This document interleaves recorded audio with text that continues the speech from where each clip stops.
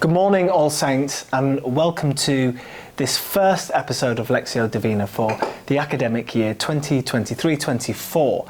And for Year 7 students who are new to the school, I speak to the school once every half term, and what I do is I unpack a message from the Gospel, from a particular story or a parable. And in this episode, we're going to look at a parable that's really important to our school, which is the parable of the Good Shepherd in John chapter 10. Jesus said, "I'm telling you the truth. The man who does not enter the sheep pen by the gate, but climbs in some other way, is a thief and a robber. The man who goes in through the gate is the shepherd of the sheep. The gatekeeper opens the gate for him. The sheep hear his voice as he calls his own sheep by name, and he leads them out. When he brought them out, he goes ahead of them, and the sheep follow him because they know his voice. They will not follow someone else. Instead, they will run away from such a person because they do not know his voice." Jesus told them this parable, but they did not understand what he meant. So Jesus said again, "I'm telling you the truth.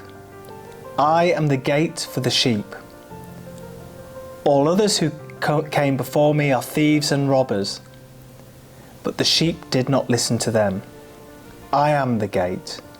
Those who come in by me will be saved.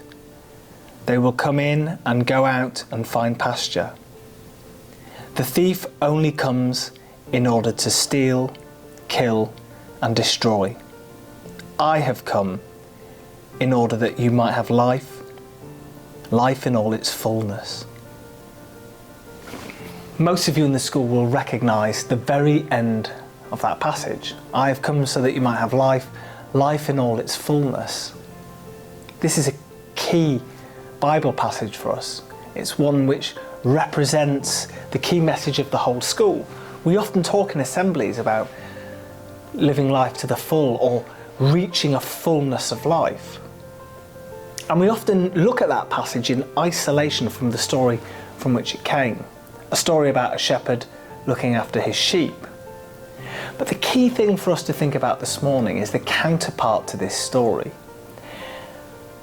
And before that key passage, it says the thief comes only in order to steal, kill, and destroy. Earlier in the passage, Jesus, when he tells the parable, which the disciples don't actually understand, he talks about the thief coming in not by the gate, coming in another way, and saying that the sheep won't understand that voice. I think it's important for us to sometimes think about, whose voice do we listen to? Do we listen to the voice of the Good Shepherd, Jesus? Or do we listen to the voice and the message of others? Others that lead us astray from the flock? Others that lead us into doing things that aren't right? I think sometimes we listen to the wrong voices. We make mistakes. We do bad things. But that's part of growing up. Sometimes when we do bad things, we get held to account for them. And the problem there is that sometimes we act like we're a victim and that it's everybody else's fault. And that's not right. If we do something wrong, we have to take responsibility for it. We have to own our own behaviours. We have to accept that actually I did wrong and I know I can do better.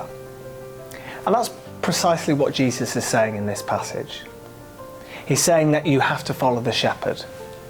Jesus is the shepherd. What does he mean by that? Well, Jesus teaches us in another passage that there are two golden rules to life, and they are to love God with your heart, mind, body, soul, and to love your neighbour as yourself. And if you can do those two things, then you are literally following the way of the Good Shepherd. But that's really hard to do. But we have to try. And a key part, and I was talking to Year 11s earlier last week, is that it takes work. We can hear the message and we can hear what's being said to us, but it is about doing good things, being kind, loving other people, being generous, doing our homework, doing our classwork well, speaking politely to people. All of those things are following the Good Shepherd, and it takes work from every single individual within this school community to make that happen. And I know, All Saints, that we can do this. I look at the way that you've come back into the school in this academic year, been so impressed. Your levels of attendance so far have been brilliant, levels of engagement in lessons have been superb. But that has to be the same in November and December, or next February. And that takes time and effort. But I know that you'll do it. So I want to wish you all the very best for this academic year. Good luck to everybody. Let's work together and let's continue to build what I think is genuinely an absolutely fantastic school community. Have a great year. Thank you.